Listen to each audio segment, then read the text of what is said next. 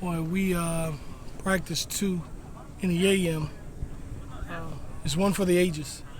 We had a very, very good practice on this day.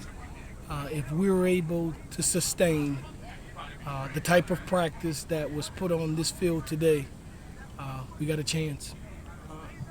A team that oozes with confidence, where the leadership continues to raise the bar every day, where competition's all over the field, and at the back end, when the final horn blows, a team that begs for more. Why do we have to stop, Coach? Can we go a little more? I've heard that before. I've seen that before. Teams that were of championship culture. Something we're trying to establish in sincerity here. I was very, very pleased with our practice today in all 3 phases. Our team got better today. And again, there's something different. There's something different in the air. And I hope that we can continue to build upon that and allow us to continue to make strides.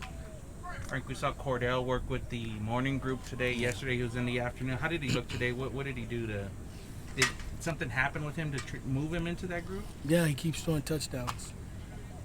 That's a good thing. The PM was nothing that he did wrong. There are receivers in that group that we want to make sure that we're getting viable quarterbacks in that can throw and catch, so that evaluation and growth can happen with them. So he did nothing wrong, and there is nothing wrong with being in the PM group. We just kind of shuffle guys around within the group, and you'll see that even on tomorrow's practice. We'll continue to move some guys to connect with certain personnel with the development of our team. Coach, what kind of impact has Leroy Watson made in the fall here? Yeah, he's a big man, arguably certainly the best blocking tight end in junior college a year ago, that has continued to develop from a ball skill standpoint.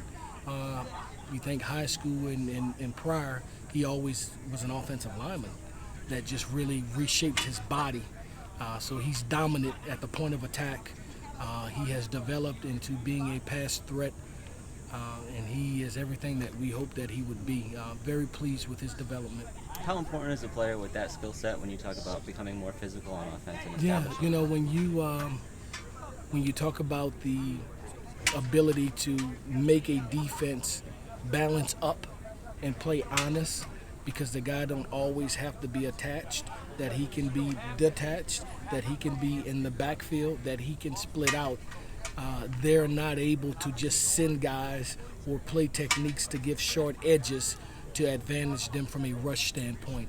And so for us, from an offensive philosophy standpoint, it's critical that that position group is able to move about and play dual roles for us to keep a defense honest. Any standouts today?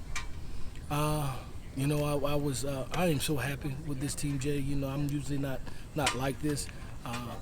We had a lot of guys do a lot of really good things that went back and forth throughout the duration. So not necessarily one individual, but collectively as a team, there's a very, very good practice. Coach, what is something you hope to change from last season to this upcoming season? I think it's happening internally. I thought a year ago, so much of it had to be fostered by the coach, willed upon by the coach, where our team now is a player-led team that takes on responsibilities, takes on the task of improving, holding each other accountable, and you see it in simple things, whether it's curfew check, breakfast check, treatment, all the things that creep into a program that you think don't matters. And when you see them, they're evident, because it explodes and it's vibrant, and the culture is one that of championship caliber that you see. And so our players taking ownership of the team is something that has happened that the coaches haven't had to steward or foster. They've made a decision, a conscientious decision, to improve this team with their own will. Where is Carlos Strickland fitting into this offense at this point? He's a multiple guy. He again is a guy that's outstanding pass catching set.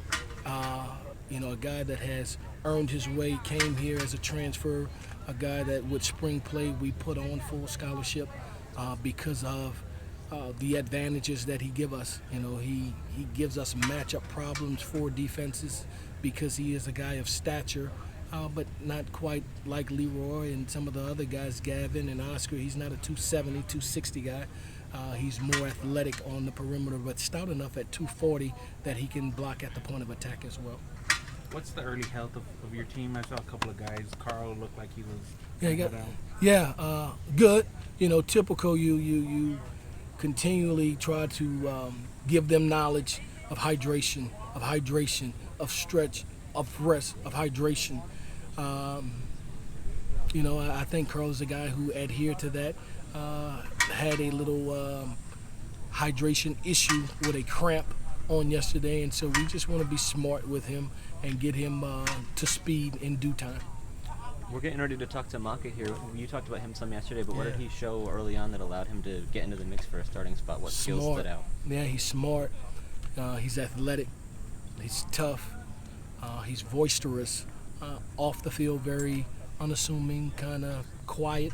On the field, barks out commands, brings physicality to the team, and an intellect of a guy who's second only to the quarterback when it comes to communicating with the other four offensive linemen. Thank you guys so much. Thank you. Appreciate it.